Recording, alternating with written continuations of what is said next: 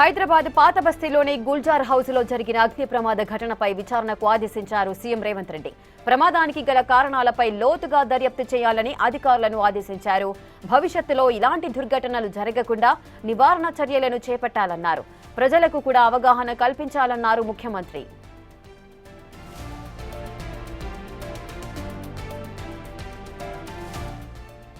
అగ్ని ప్రమాదం ఘటనలో 17 మంది మృతిపై సీఎం రేవంత్ రెడ్డి విచారం వ్యక్తం చేశారు. చనిపోయిన వారికి సంతాపం ప్రకటించారు. బాధిత కుటుంబాలకు సానుభూతి తెలియజేశారు. ప్రభుత్వం ఆదుకుంటుందని భరోసా కూడా ఇచ్చారు. ప్రమాదం జరిగిందన్న సమాచారం తెలిసిన వెంటనే స్పందించిన సీఎం అగ్నిమాపక శాఖ, పోలీస్ అధికారులతో ఎప్పటికప్పుడు ఫోన్లో మాట్లాడి సహాయక చర్యలను పర్యవేక్షించారు.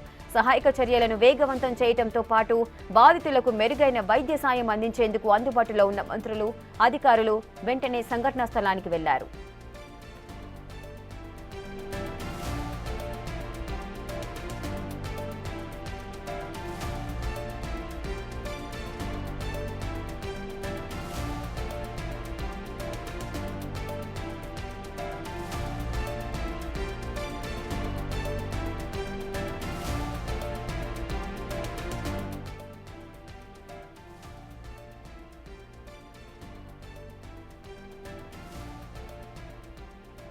పరిస్థితిని సమీక్షించారు సీఎం. ఇక బాధిత కుటుంబీకులతో కూడా ఫోన్లో మాట్లాడారు సీఎం రేవంత్ రెడ్డి. బాధిత కుటుంబాలకు ప్రభుత్వం తరఫున 5 లక్షల రూపాయల ఎక్స్గ్రేషియా కూడా ప్రకటించారు. ఫైర్ సిబ్బంది సకాలంలో స్పందించడం వల్లే భారీ ప్రాణ నష్టం తప్పిందన్నారు.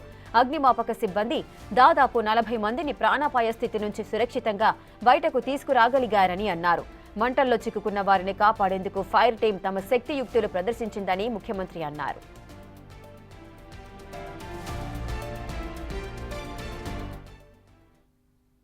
గుల్జార్ హౌస్ ప్రమాద ఘటనకు సంబంధించిన పూర్తి డీటెయిల్స్ మా ప్రతినిధి విజయ్ అందిస్తారు. విజయ్,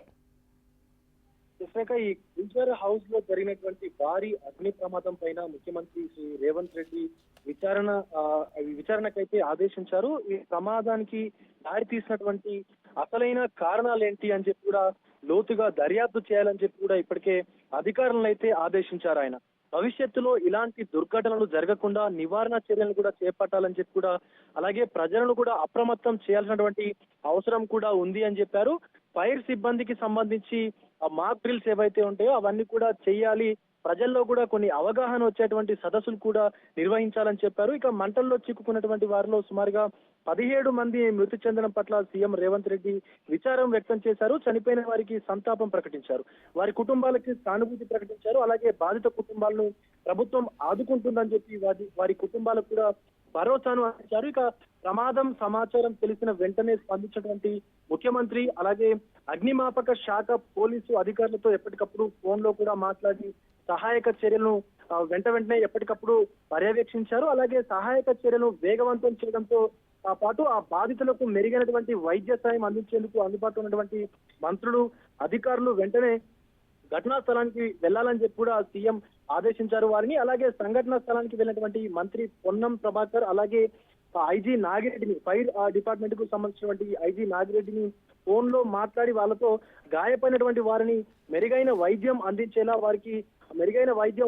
కూడా ప్రభుత్వం చూసుకుంటుందని చెప్పి ముఖ్యమంత్రి ఎప్పటికప్పుడు ఆదేశాలు జారీ చేశారు. అక్కడ ఉన్నటువంటి బాధిత కుటుంబీకులతో కూడా ముఖ్యమంత్రి నేరుగా ఫోన్ లో మాట్లాడారు. ప్రభుత్వం తరపున తప్పకుండా ఆదుకుంటామని వారికి ఒక భరోసాని కూడా కల్పించారు. ఇక మృతుల కుటుంబాలకు ప్రభుత్వం తరపున ఒక్కొక్కరికి 5 లక్షల రూపాయల ఎక్స్గ్రేషియా కూడా ప్రకటించారు. డిప్యూటీ సీఎం బట్టి విక్రమార్కతో పాటు ఇతర మంత్రి మండలి అందరూ కూడా సంఘటనా స్థలానికి చేరుకున్నారు. అక్కడ ఉన్నటువంటి ఆ యొక్క మొత్తం ఘటన జరిగినటువంటి పరిశీలించినటువంటి పరిస్థితి కనిపిస్తా ఉంది. Rekha. Right, thank you Vijay, thanks for the details.